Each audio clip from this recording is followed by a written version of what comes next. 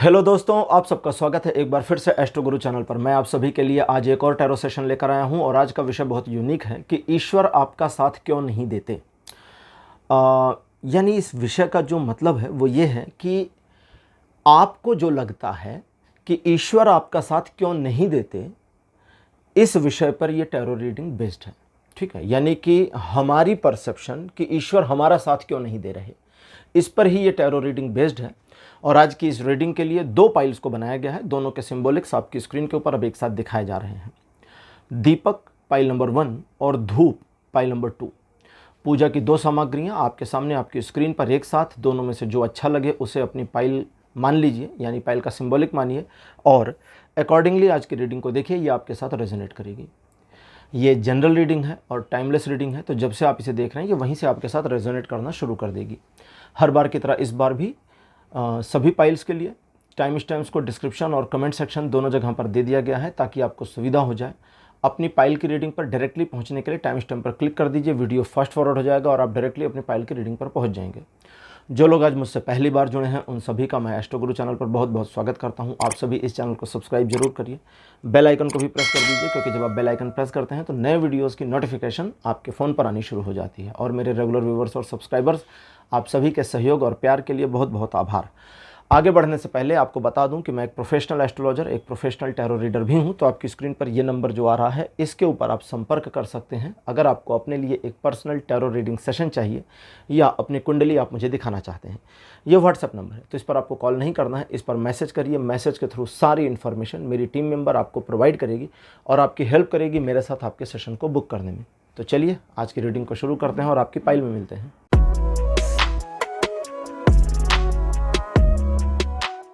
Hello पाइल number 1, आप सबका स्वागत है आपकी रीडिंग में। आपने दीपक को चुना था, मेरे बगल में दीपक लगा दिया गया है। दीपक हमेशा पूजा पाठ के समय या पूजा करते समय इस्तेमाल किया जाता है। देवताओं को, भगवान को दीपक जलाया जाता है उनके लिए, उनकी प्रसन्नता के लिए। चलिए शुरू करते हैं रीडिंग। कार्ड नंबर 1 आपके लिए अपीयर हुआ है the hanged man. Second position पर आपके लिए कार्ड अपीयर हुआ है किंग ऑफ सोर्ड्स और कार्ड नंबर 3 है 3 ऑफ पेंटिकल्स। फोर्थ पोजीशन पर आपके लिए है 8 ऑफ वॉन्ड्स और अंतिम कार्ड आपके लिए अपीयर हुआ है क्वीन ऑफ कप्स। तो 5 कार्ड्स आपके लिए आ चुके हैं और अब देखते हैं कि रीडिंग में क्या आता है। ईश्वर आपका साथ क्यों नहीं देते, आपका जो परसेप्शन है। देखिए, सबसे पहली चीज़ जो मुझे दिख रही है वो ये कि आपकी एक स्पिरिचुअल कनेक्टिविटी अभी नहीं बनी है जिसे आपको बनाना है। स्पिरिचुअल कनेक्टिविटी थोड़ी स्पिरिचुअल चीज़ है और कई बार ऐसा होता है कि हम पूजा पाठ करते हैं, मंदिर भी जा रहे होते हैं, ध्यान भजन भी कर रहे होते हैं, लेकिन हमारी कनेक्टिविटी नहीं बनी होती है। कनेक्टिविटी बनना बिल्कुल डिफरेंट बात है। अगर आपको देखिए, जैसे आज इस रीडिंग में मेरे पास आ रहा है पाइल नंबर 1 आपके लिए कि आपको भी ये लगता है कि ईश्वर कई सारे मामले हैं जिनमें आपका साथ नहीं देते। तो ये चीज़ आप समझ भी सकते हैं कि आपके साथ एक डिस्क्रिमिनेशन हो रहा है या एक तरह का भेदभाव कर देते हैं या एक तरह का हो जाता है या किसी वजह से वे आपका साथ नहीं दे पा रहे। तो ये सारी चीज़ें जो आपकी हैं, इसे हम एक तरीके से उलाहना या कंप्लेन के तौर पे ले सकते हैं कि आपकी एक कंप्लेन है ईश्वर के प्रति। ये कंप्लेन जब तक बनी है, याद रखिएगा, मैं आपको तरीका बता रहा हूँ, मैं आपको ये नहीं कह रहा हूँ कि आप अपनी कंप्लेन को बंद कर दीजिए। देखिए, ध्यान से समझिए, ए पार्ट ऑफ द रीडिंग, अभी जो मैं 1-2 मिनट बात करूंगा ये रीडिंग के अलावा है, अभी कोई कार्ड नहीं, ठीक। अभी मैं और आप, अगर आपका अपने मन में बिना आपकी इच्छा के, मतलब एक तो होता ना कि हम जानबूझ के कर रहे हैं और एक होता है कि हमारे दिल से ये फीलिंग आ रही है, हमारे मन में ये फीलिंग आ रही है कि भाई ईश्वर हमारा साथ नहीं दे रहे, वे हमारे जीवन को उस तरह से नहीं मैनेज कर रहे हैं जिस तरह उन्हें करना चाहिए, या उतना वे सहयोग नहीं कर रहे जितना उन्हें करना चाहिए या जितनी हम अपेक्षा करते हैं। तो ये सारी चीज़ें एक उलाहना है, एक तरह की कंप्लेन है। और अगर आपके अंदर अंतर मन में एक कंप्लेनिंग फीलिंग आ रही है, कंप्लेन वाली, कंप्लेन करने की या उलाहना देने की या उनसे शिकायत की एक भावना आपके अंदर पनपती है अपने आप से, तो यकीन मानिए आपकी कनेक्टिविटी उनसे नहीं बनी अभी। क्योंकि अगर आपकी कनेक्टिविटी उनसे बन जाएगी तो आपके अंदर से वो कंप्लेन, वो शिकायत, वो उलाहना अपने आप खत्म हो जाएगी। बंद नहीं हो जाएगी, ख़त्म हो जाएगी। बंद हो जाना दैट मीन्स कि हमने किसी सिचुएशन को क्लोज़ कर दिया। मामला यहाँ पर क्लोज़ करने का नहीं है। क्लोज़ करना एक एक्टिविटी है, एक कर्म है। तो ये कर्म अगर करना पड़े तो फिर बेकार है ना। हम किसी के प्रति अब शिकायत नहीं कर रहे, ठीक। दैट मीन्स हमारे पास शिकायत है लेकिन बस हम कर नहीं रहे।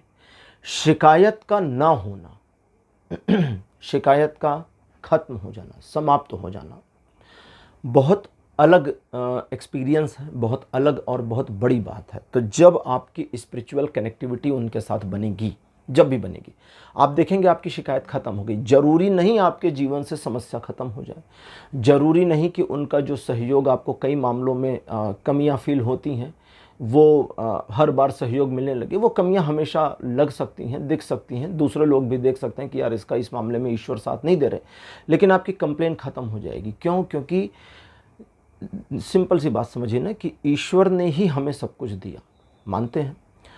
तो जो हमारे जीवन में अच्छा हो रहा है, हम क्या कहते हैं कि ये सब उनकी मर्जी है, उनकी माया है, उनकी कृपा है। तो जो बुरा हो रहा है वो भी उनकी ही कृपा है। अगर हम उस बुरे को स्वीकार नहीं करते, हम किसी फेलियर को एक्सेप्ट नहीं कर सकते, तो हमें सक्सेस को स्वीकार करने और सेलिब्रेट करने का क्या अधिकार है? तो इस चीज़ को समझे तो आपकी एक अभी लैक, एक कमी दिखती है जहाँ स्पिरिचुअली कनेक्ट। अब फिर से रीडिंग शुरू हो गई है। आपकी स्पिरिचुअल कनेक्टिविटी उनके साथ अभी थोड़ी मिसिंग है, उस पर हम आगे बात करेंगे जब ओरेकल डेक निकालूंगा तब। ये ओरेकल डेक है गॉड्स एंड गॉडेस। अब आपके जीवन की बात, कई सारे मामले ऐसे आपके जीवन में होते हैं, जैसे आप ध्यान दें तो बहुत ध्यान के साथ, विश्वास के साथ, समझदारी के साथ आप अपनी चीज़ों को हैंडल करते आए हैं, लेकिन उसके बावजूद डैमेजेस हो जाना, सिचुएशन का आपके फेवर में ना होना, या एक सिचुएशन में थोड़ा समस्या का सामना करना, या चीज़ों में कुछ डिस्क्रिपेंसी हो जाना, ये सब आपने फेस किया है। लेकिन ये भी आपने देखा होगा कि ऑन ऑफ सडन या ज़रा देर के बाद में आपको मदद मिल गई होगी, सिचुएशन को संभालने का तरीका मिल गया होगा, कोई हेल्प मिल गई होगी। तो जो चीज़ें हो रही हैं या हो जाती हैं वो सब ईश्वर की कृपा से होती हैं। वर्तमान में आपका एक एंथुजियाज्म, एक पैशन भी दिखता है, एक तीव्र चाहत भी दिखती है, जहां आप चाहते हैं कि ईश्वर आपका साथ दें। तो आपके मामले में ईश्वर की जो प्रकृति अभी चल रही है वो थोड़ी न्यूट्रल चल रही है। प्रेजेंट टाइम में उनकी प्रकृति आपके लिए, यानी ईश्वरीय शक्ति की जो प्रकृति चल रही है, वो नेचर चल रहा है, वो थोड़ा न्यूट्रल चल रहा है। लेकिन उस न्यूट्रलनेस को अपने फेवर में लाने के लिए आपको थोड़ा सा काम करना पड़ेगा।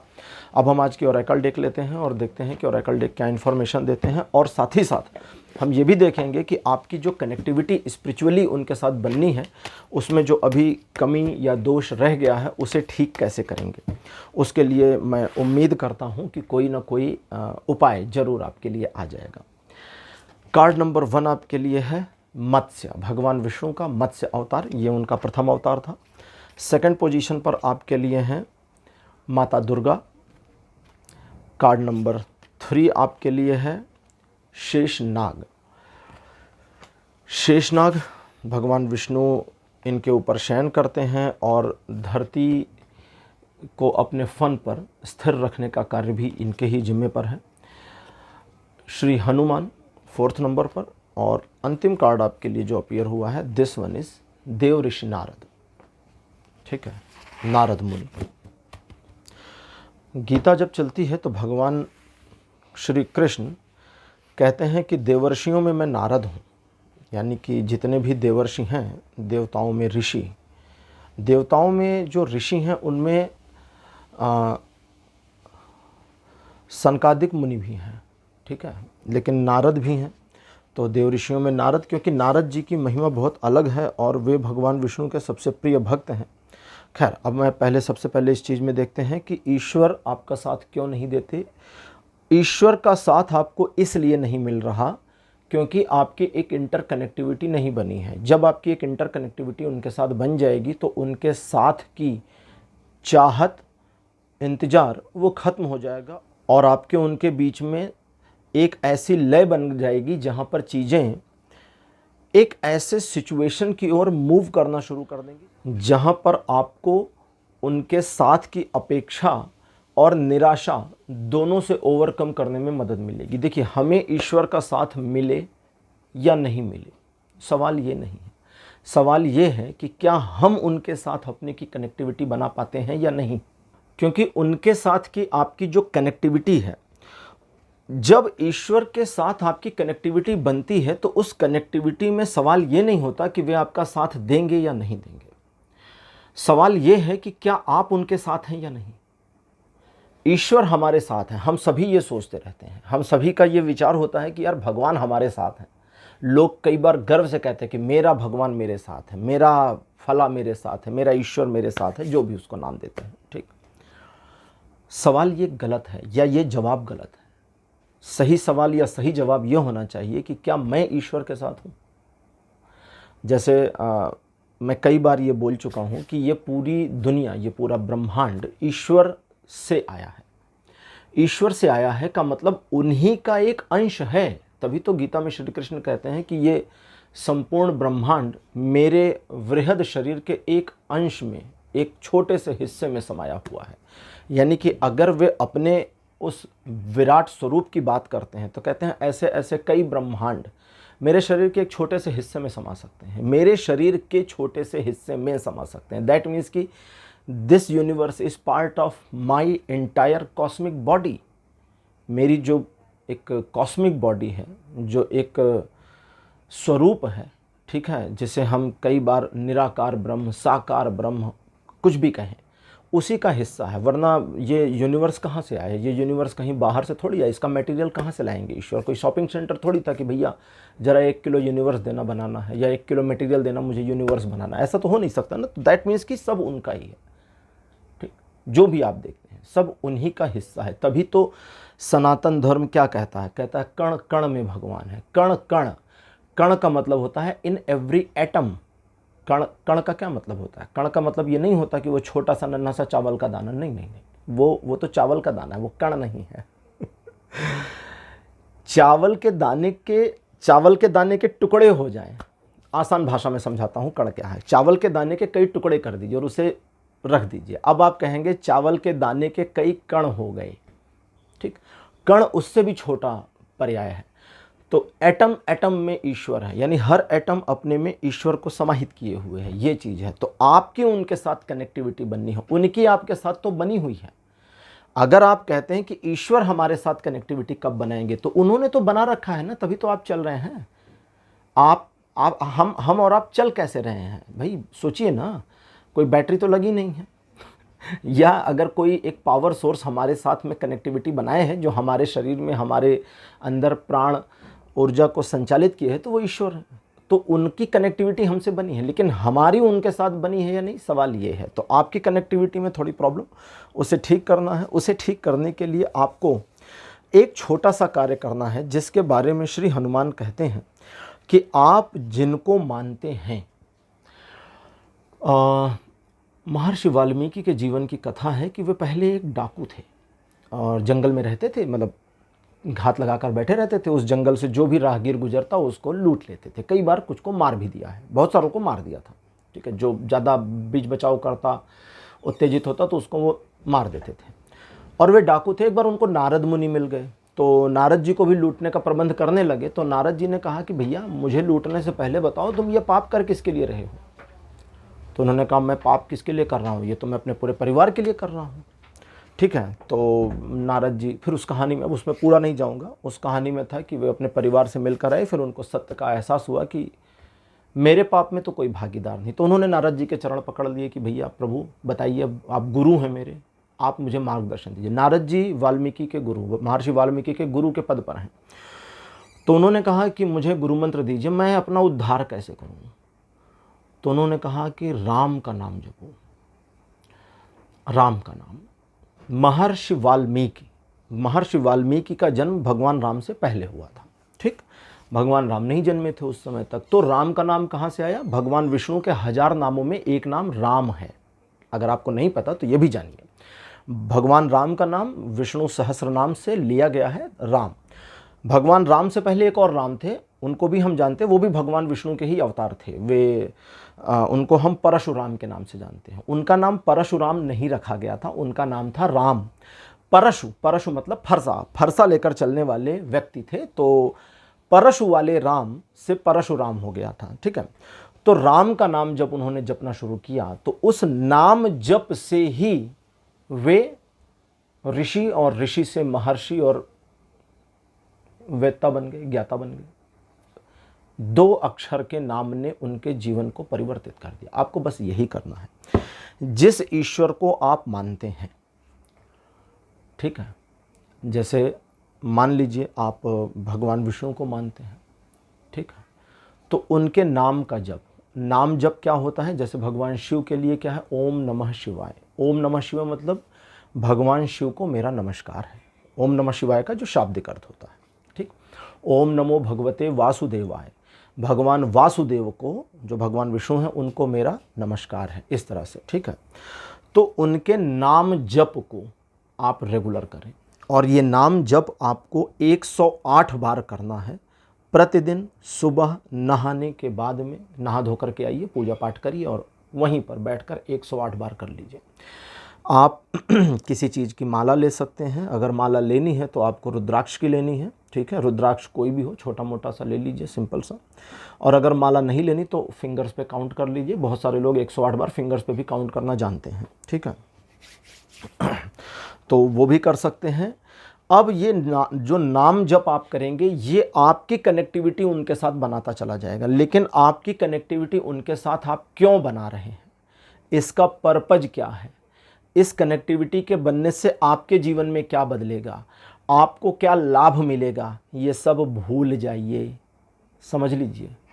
क्योंकि अगर आप 10 रुपये लेकर के मार्केट में एक बिस्किट का पैकेट खरीदने गए तो आपको 10 रुपये में बिस्किट ही मिलेगा, क्योंकि आप बिस्किट लेने गए हैं, आपको कुछ और नहीं मिलेगा। ईश्वर कुछ भी बेच नहीं रहे। मैं बहुत बार बोल चुका हूँ कि स्वर्ग में ज़मीन बिक नहीं रही। एक कहानी आती है चाइना की, जिसमें एक भारत से साधु गए थे, बौद्ध धर्म के संत थे, वो गए थे और राजा ने उनसे, जब राजा मुलाकात किया तो उनको बताया कि मैंने देखिए इतना कुआं, इतना तालाब, इतनी धर्मशाला, इतनी फैसिलिटीज़ अपनी प्रजा के लिए करी, लोगों के लिए इतना फ्री में ये कर दिया, वो कर दिया, वो कर दिया। अब आप मुझे बताएं कि मुझे ईश्वर के द्वारा जब मैं मेरी मृत्यु होगी तो कौन से स्वर्ग में जाऊँगा, क्योंकि बौद्ध धर्म में 7 स्वर्ग और 7 नरक की बात कही गई है, कैटेगरी वाइज है। तो उनका नाम बोधि धर्म था, जो गए थे। बोधि धर्म ने कहा 7वें नरक में जाओगे। राजा ने कहा अरे मेरे आचार्य लोग और मेरे जो राजमहल में दरबारी हैं और आचार्य हैं और धर्म के ज्ञाता, ये तो कहते हैं कि 7वां स्वर्ग मिलेगा। बोले वहाँ ज़मीन बिक नहीं रही, वहाँ ज़मीन बिक नहीं रही है, ठीक है। तो तुम ये सब करके वहाँ खरीद नहीं सकते। ये जो भी कर रहे हो वहाँ खरीदने के पर्पज में, ये करने की वजह से तुम 7वें नरक में भले जा सकते हो, स्वर्ग तो पहला भी नहीं मिलेगा, 7वां तो भूल ही जाओ। दैट मीन्स कि पर्पजलेस, कोई पर्पज नहीं है, बस नाम जप करिए। अगर आप शिव के भक्त हैं, ओम नमः शिवाय करिए। भगवान राम के भक्त हैं तो भगवान राम का मंत्र करिए। कृष्ण के हैं तो कृष्ण का करिए। दुर्गा के हैं तो दुर्गा का करिए, ठीक है। जिसके भी आप भक्त हैं उनके नाम जप करिए। अगर आपको उनके मंत्र मिलने में प्रॉब्लम आती है तो हमारे व्हाट्सएप नंबर पे आप कांटेक्ट कर लीजिए, मैं आपको मंत्र भिजवा दूंगा, ठीक है। इतनी हेल्प मैं कर दूंगा, कोई चार्ज वार्ज इसका नहीं लेंगे भाई, ये सब फ्री सर्विस है, ठीक है। मंत्र बताने में क्या पैसा लेना किसी से। तो आप ये करिए, 108 बार डेली करिए, और जब करिए तो करते जाइए। और आप जो बोलते हैं मुख से या अपने मन में, उसे सुनते रहिए। अगर आप ओम नमः शिवाय कह रहे हैं तो उसे खुद भी सुनिए, तभी वो अंदर जाएगा। और जब अंदर जाएगा तो एक इंटरकनेक्टिविटी फील होगी। और आपकी फीलिंग में कैसे आएगा ये? देव ऋषि नारद कहते हैं कि जब वो इंटरकनेक्टिविटी तुम्हारे में आएगी तो तुम्हारे अंदर में ही एक ऐसा बदलाव आएगा जिससे तुम कह पाओगे कि हाँ, मैं अपने प्रभु से जुड़ गया या जुड़ गई, लेकिन उसे समझा नहीं सकते।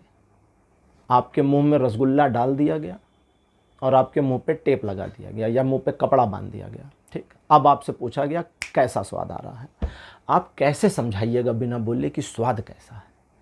या आपको एक मीठी चीज़ खिला दी गई और पेन और पेपर पकड़ा दिया गया और आपसे कहा अब लिखिए स्वाद कैसा है। आप लिखेंगे कैसे कि क्या स्वाद है? ना ये लिखा जा सकता है, ना बिना बोले कहा जा सकता है। बस आप नाच सकते हैं, खुश हो सकते हैं। तो ये इंटरकनेक्टिविटी बननी है। अब एक चीज़ और, जो आज की हमारी रीडिंग का सबसे मेन विषय है कि ईश्वर आपका साथ क्यों नहीं देते, तो वहाँ पर यह है कि उनकी ओर से आपके लिए कृपा लगातार बनी है। समस्या ये है कि आपकी जल्दबाजी चीज़ों को कई बार ख़राब कर चुकी है और ख़राब कर देती है। अपनी जल्दबाजी को हटाएं और उनके द्वारा सिचुएशन को मैनेज करने के लिए थोड़ा इंतज़ार करें। थोड़ा समय लगता है। देवी दुर्गा को जब शुंभ निशुंभ राक्षस के संहार के लिए देवताओं ने आह्वान किया तो देवी तुरंत जाकर युद्ध नहीं करने लगी। देवी ने थोड़ा समय लिया, ठीक है। उसमें उसको धूम्रलोचन को मारा, महिषासुर को मारा, ठीक है। बहुत सारे राक्षसों का, रक्तबीज का भी वध उसी में हुआ। तो वो एक एक करके हुआ। वो अपनी सेनाएं लेकर आते, देवी उनको निपटा देती, फिर लेकर आते, फिर निपटा, फिर सेनापति बदला, फिर सेना लेकर आए, फिर मार दिया, फिर सेना बदला लेकर आए, फिर मार दिया। तो बहुत सारी चीज़ें होती रहती हैं। तो दैट मीन्स कि सिचुएशंस को मैनेज होने में, ऑर्गेनाइज होने में थोड़ा समय लगता है और आपके एग्रेशन की वजह से वो चीज़ में थोड़ी समस्या आती है। अब ये रीडिंग हो गई है, लेकिन सबसे लास्ट में शेषनाग जी का कार्ड जो बताता है कि ईश्वर के साथ आपकी कनेक्टिविटी बनती है तो आपको उनका साथ और उनको आपका साथ मिल जाएगा। ये मज़ेदार था। अगर शेषनाग की शैया पर भगवान विष्णु लेटे हैं तो क्या केवल भगवान विष्णु को उनके ऊपर लेटकर सोने में आनंद आता है? सोचिए कभी ना, क्या शेषनाग को आनंद नहीं आता कि प्रभु मुझे शैया के रूप में इस्तेमाल कर रहे हैं? वो व्यक्ति जो इस जगत का पालन करता है, जो इस पूरी दुनिया को चला रहा है, वो स्वयं को रिलैक्स करने के लिए मुझे इस्तेमाल कर रहा है। इससे बड़ा आनंददायक विषय क्या हो सकता है? माता कद्रू के प्रथम पुत्र शेषनाग के लिए इससे ज़्यादा सेटिस्फाइंग क्या हो सकता है? तो वे कहते हैं कि उनका आपके साथ और आपका उनके साथ कनेक्ट होना, ये दोनों चीज़ें वाइस वर्सा इस तरह से चलेंगी जहां आपके मन में स्वयं के प्रति एक ऐसी फीलिंग आनी शुरू हो जाएगी जो आपको सेल्फ सेटिस्फाइड करती जाएगी। और ऐसा बिल्कुल नहीं है कि आपकी महत्वाकांक्षाएं ख़त्म हो जाएंगी या आप जीवन में और जो चाहते हैं वो बंद हो जाएगा या पूरा आप सन्यासी बन जाएंगे। ऐसा कहते हैं, ऐसा कुछ भी नहीं है। आपकी मल्टीपल चॉइसेस तो बनी रहेंगी, आपकी मल्टीपल डिज़ायर भी बनी रहेगी और आप अभी भी बहुत सारी चीज़ों को अपने जीवन में चाहते रहेंगे। वो सब एक तरफ चलता रहेगा और आपका स्पिरिचुअल ग्रोथ पाथ एक तरफ चलेगा। तो ये ट्रेन की दो पटरियों की तरह साइमल्टेनियसली चलता रहेगा और आपके जीवन में नए बदलाव आते रहेंगे। ईश्वर आपके साथ कनेक्ट हैं, बहुत बार उन्होंने आपकी हेल्प करी है, लेकिन थोड़ी अपनी कनेक्टिविटी को उनके साथ बनाइए क्योंकि आपकी कनेक्टिविटी में मिसिंगनेस है और उसे ठीक करिए। ठीक, आज की रीडिंग पाइल नंबर 1 यहीं पर समाप्त होती है। आज की रीडिंग आपको कैसी लगी? अपने एक्सपीरियंस, अपने अनुभव कमेंट सेक्शन में जरूर लिखिए। इस वीडियो को लाइक करिए, शेयर करिए और चैनल को सब्सक्राइब करना मत भूलिएगा। अगले वीडियो में आपसे फिर मिलूंगा। Bye bye.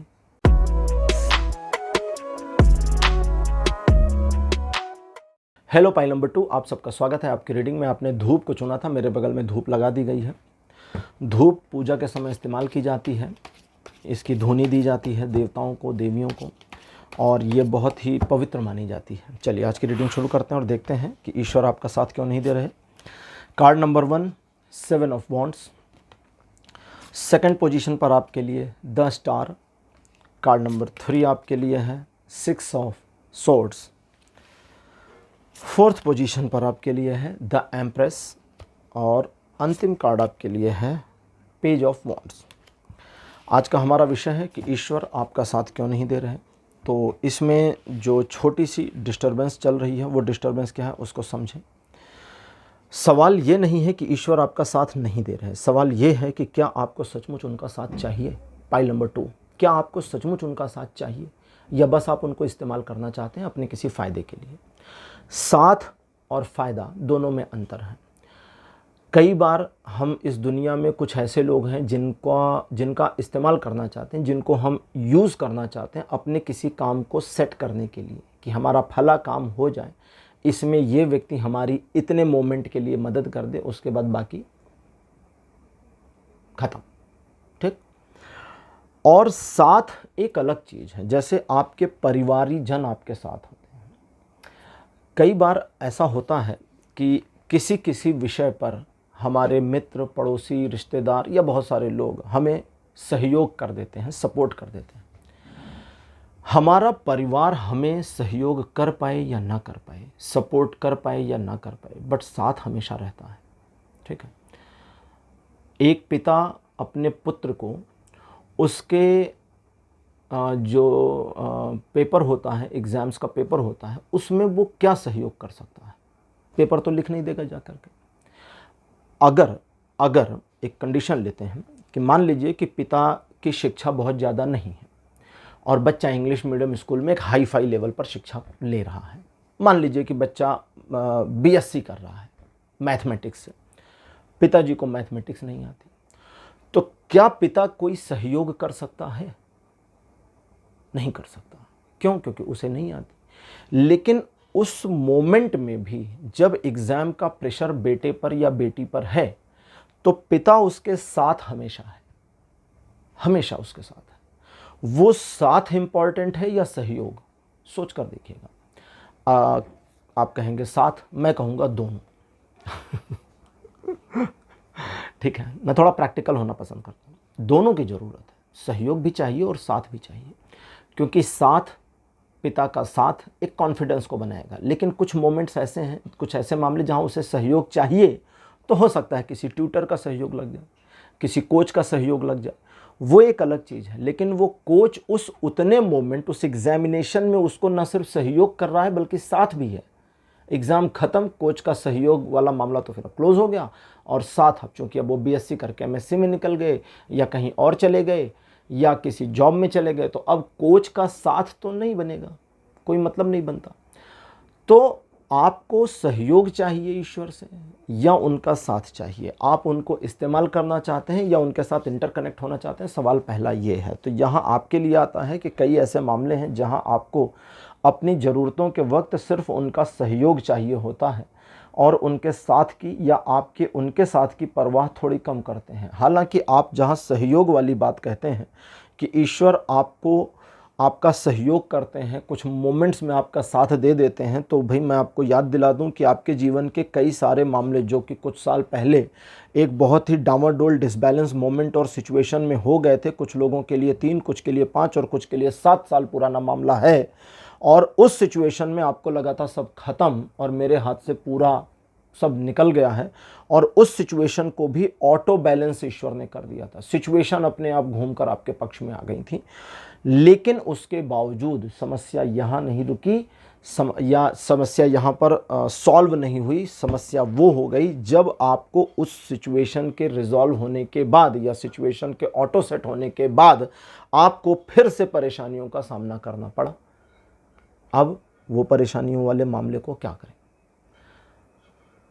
अच्छा जी, तो यहाँ पर मेरे पाइल नंबर 2 में जो लोग सुन रहे हैं, ये 2 भागों में यहीं पर विभक्त होते हैं। पहले वो वाले लोग हैं जो उन प्रॉब्लम्स में फंसे, उलझे और उन प्रॉब्लम्स की वजह से सक्सेसफुल नहीं हो पाए सर्टेन मोमेंट्स या सर्टेन सिचुएशन में, और कुछ ऐसे लोग हैं जो सक्सेस हो गए।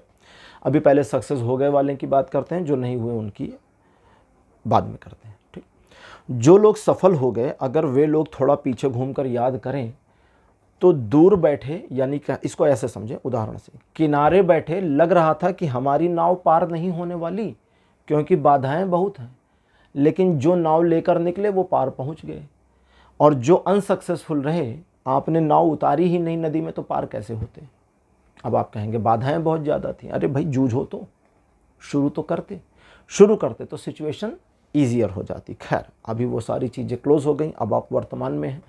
वर्तमान में आपके जीवन में चीज़ें थोड़ी ऑर्गेनाइज चल रही हैं, लेकिन कई सारी अपॉर्चुनिटीज़ हैं जिनका आप इंतज़ार कर रहे हैं। कई सारी ऐसी सिचुएशंस आपकी लाइफ में हैं जो अभी ग्रो होनी बाकी हैं या जिनके ग्रोथ का आप इंतज़ार कर रहे हैं, और आपकी महत्वाकांक्षा के तो कहने ही क्या। तो ये सारी चीज़ें अभी पेंडेंसी में चल रही हैं, लेकिन आपको उनके साथ अपने आप को लिंक करना है, सिंक करना है। उनका साथ आपके साथ बराबर बरकरार बना हुआ है। आज का हमारा विषय है कि ईश्वर आपका साथ क्यों नहीं देते। तो इसका यहाँ रीडिंग में जो एक लाइन में आ रहा है कि वे आपका साथ बराबर हर बार हर समय दे रहे हैं, आपसे मिसिंग हो रही है, आप उसको देख नहीं पा रहे या ऑब्जर्व नहीं कर पा रहे या आप उस चीज़ को समझ नहीं पा रहे, तो गलती आपकी है। वे साथ दे रहे हैं और हर बार दे रहे हैं, लेकिन आप उनके साथ अपनी कनेक्टिविटी को थोड़ा और सुधारें। ठीक है, आज की ओरेकल डेक है गॉड्स एंड गॉडेस। देखते हैं ये क्या इन्फॉर्मेशन देते हैं। कार्ड नंबर 1 आपके लिए है स्कंद। स्कंद भगवान कार्तिकेय को कहते हैं, जो लोग नहीं जानते, और उनको बता दूं कि भगवान शिव और माता पार्वती के पुत्र हैं कार्तिकेय, जिनको हम स्कंद कहते हैं, और स्कंद इन्हीं के नाम से माता पार्वती का एक नाम स्कंद माता है। ठीक है, नवरात्रों में हम उन्हें पूजते भी हैं। सेकंड पोजीशन पर आपके लिए हैं बलराम, भगवान कृष्ण के बड़े भाई। Third number Shri Radha. Fourth number पर आपके लिए हैं वरुण देव। और अंतिम कार्ड आपके लिए अपीयर सीता, माता सीता।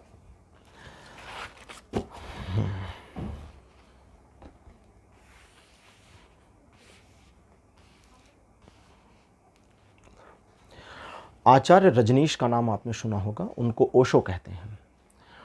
ओशो की सभा में किसी ने एक बार उनसे पूछा कि आचार्य, प्रेम की अग्नि परीक्षा क्यों ली जाती है? जब हम किसी से सच्चा प्यार करते हैं तो हमारे जीवन में ऐसी सिचुएशन क्यों आ जाती है कि हमें लगता है कि हमारे इस प्यार की अग्नि परीक्षा हो रही है? ऐसा क्यों लगता है? बहुत प्यारा सा उत्तर ओशो ने दिया है। दूसरों की लाइंस जब मैं बोलता हूँ तो उनका नाम लेकर बोलना ज़्यादा अच्छा रहता है, ताकि ये पता रहे कि ये मेरा नहीं है। ओशो ने कहा, प्रेम की ही अग्नि परीक्षा ली जा सकती है, क्योंकि सोने को ही आग में डालते हैं।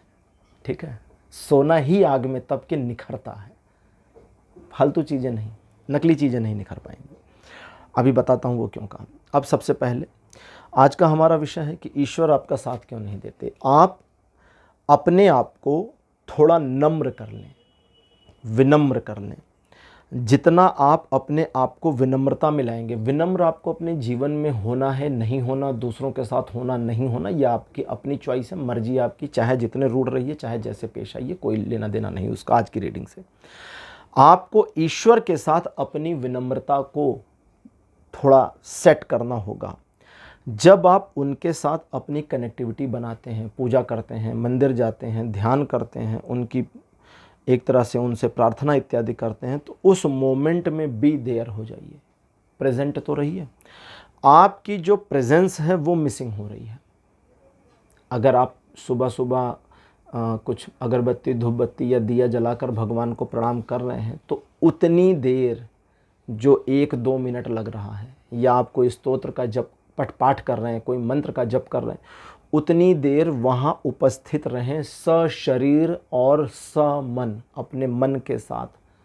हमारे मन से तीव्र इस दुनिया में कोई नहीं। यक्ष ने युधिष्ठिर से पूछा था, सबसे तीव्र गति किसकी? युधिष्ठिर कहते हैं मन की।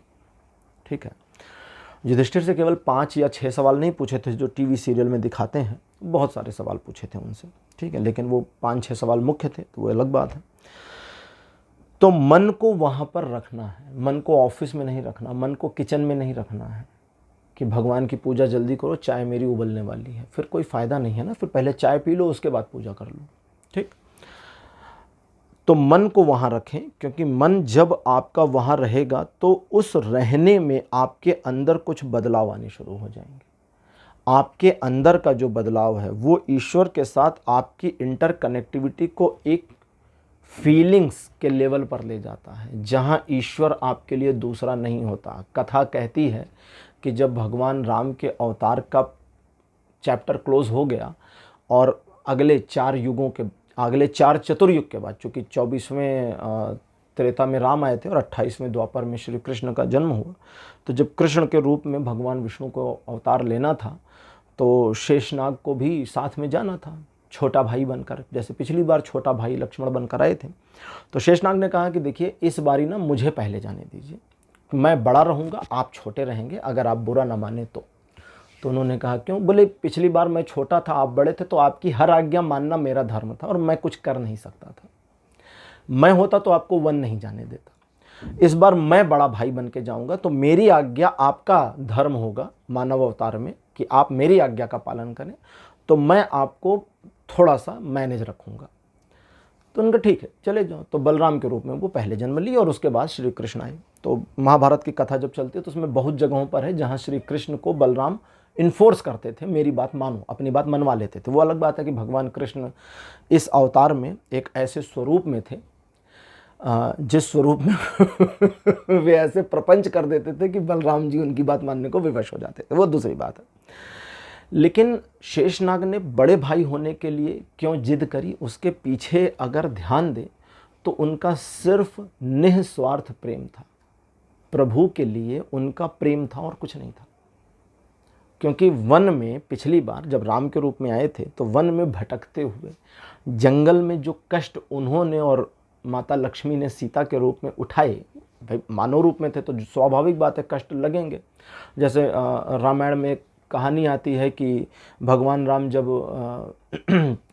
वहाँ पर पहुँच गए पंचवटी, मुझे एग्जैक्ट लोकेशन याद नहीं है, शायद पंचवटी था, मतलब कहानी आती है कि वो बहुत दूर तक निकल आए थे तो फिर वन देवी मानव रूप में उनके रूप सामने प्रकट होंगे, एक स्त्री के रूप में प्रकट होंगे। उन्होंने कहा प्रभु मेरे लिए कोई आदेश, आपके चरण यहाँ पड़े, बहुत बहुत आभार, कुछ मैं आपके लिए कर सकूं। तो भगवान राम कहते हैं कि जिस रास्ते से आया उस रास्ते पर बड़े कटीले रास्ते थे, बहुत कांटे वांटे पड़े थे, ठीक है, थोड़ा वो रास्ता साफ सुथरा कर दें ताकि आने वाले किसी के पैर में वो ना चुभे। तो वनदेवी कहीं प्रभु अब तो आप वहां से आ चुके ना, अब तो आ चुके, 14 साल बाद वापस जाइएगा, तो अभी काहे साफ करवाना उसको। तो उन्होंने कहा नहीं तुम्हें पता नहीं, अभी भरत आ रहा है पीछे पीछे और उसके पैर में कांटे चुभे तो वो और दुखी हो जाएगा कि भैया को इतना तकलीफ हुआ है। तो वो कहानी भगवान राम के भरत के साथ प्रेम को तो बताती है, लेकिन ये भी बताती है कि भगवान राम उस रास्ते पर जब चले तो उनके पैर में कांटे भी चुभे थे। तो वो कष्ट लक्ष्मण जी ने देखा था, ठीक है, क्योंकि भगवान राम आगे थे, माता बीच में थी और लक्ष्मण जी पीछे पीछे सुरक्षा में चलते थे, प्रोटेक्शन।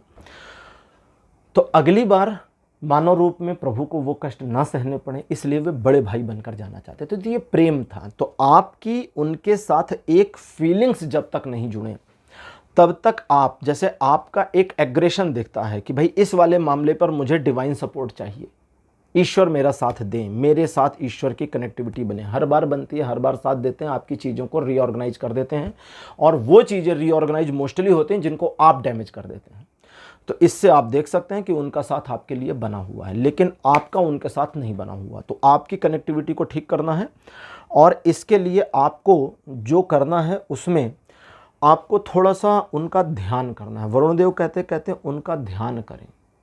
अब यहाँ पर आप कैसे काम करेंगे उसे मैं आसान बता देता हूँ। सुबह सुबह उठिए, नहाइए धोइए, फ्रेश होइए, नहा धो करके अच्छे से कपड़े वपड़े जो घर के पहनने हैं या बाहर जाने वाले पहनिए, आइए जहाँ मंदिर आपने घर में बनाया वहाँ बैठिए, पूजा पाठ जो करना है करिए, जो रूटीन आपका है, दिया जलाना, धूप बत्ती, जो जो आपका रूटीन है वटेवर वो करिए। जब रूटीन पूरा हो जाए तो वहीं पर बैठे रहिए और बैठ करके बस ये महसूस करिए कि आप उनके साथ बैठे हुए हैं, ठीक है।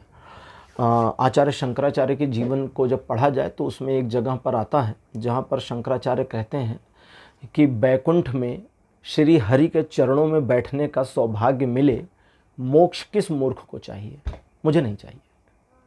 मोक्ष को भी डिनाई कर दिया। मोक्ष सनातन धर्म में सबसे अल्टीमेट है, ठीक है। हर व्यक्ति को मोक्ष चाहिए कि अब हम मुक्त होना चाहते हैं, हमारी आत्मा परमात्मा में लय हो जाए, आत्मा परमात्मा के साथ लय, बूंद सागर में गिरे और सागर हो जाए, अब बूंद का अस्तित्व खत्म। तो शंकराचार्य कहते हैं कि मुझे हरि के चरणों में बैकुंठ धाम में बैठने का अवसर मिले, कीर्तन करने को मिले उनके सम्मुख, मोक्ष मुझे नहीं चाहिए। किस मूर्ख को चाहिए, मुझे पता नहीं किसको चाहिए। वाई शुड आई गेट मोक्ष, नहीं चाहिए यार।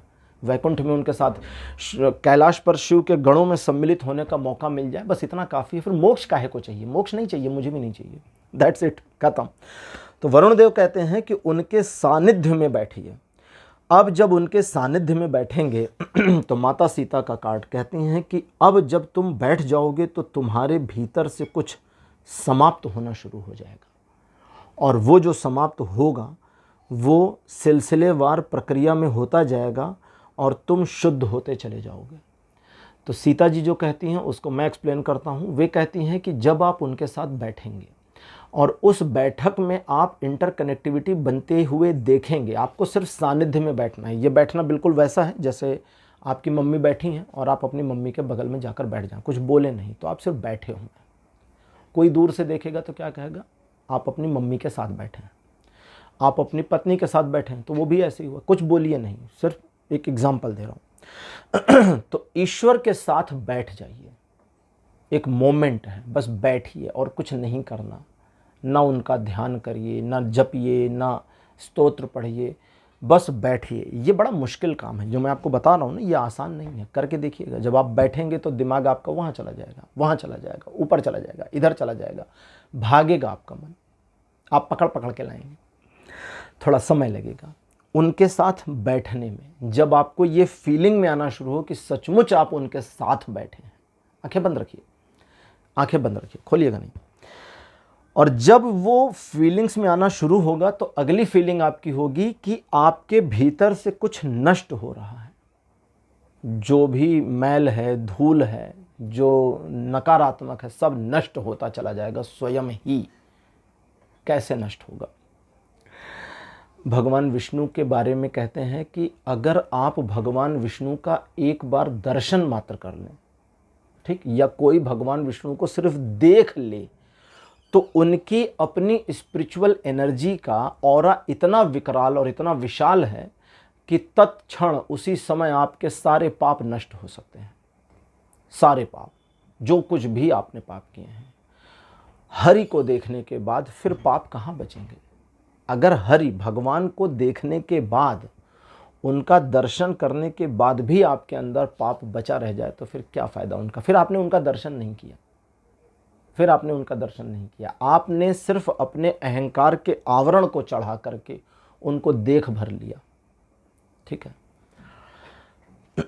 महाभारत में जब गीता चल रही थी तो भगवान कृष्ण से अर्जुन कहते हैं मुझे अपना योगेश्वर परमेश्वर रूप दिखाइए। तो कृष्ण कहते हैं पश्य में पार्थ, मुझे देखो पार्थ। नहीं देख पाते। दूसरे श्लोक में भी कहते देखो, फिर तीसरे में कहते देखो, फिर कहते हैं कि अच्छा मैं तुम्हें अब दिव्य दृष्टि देता हूं, अब देखो।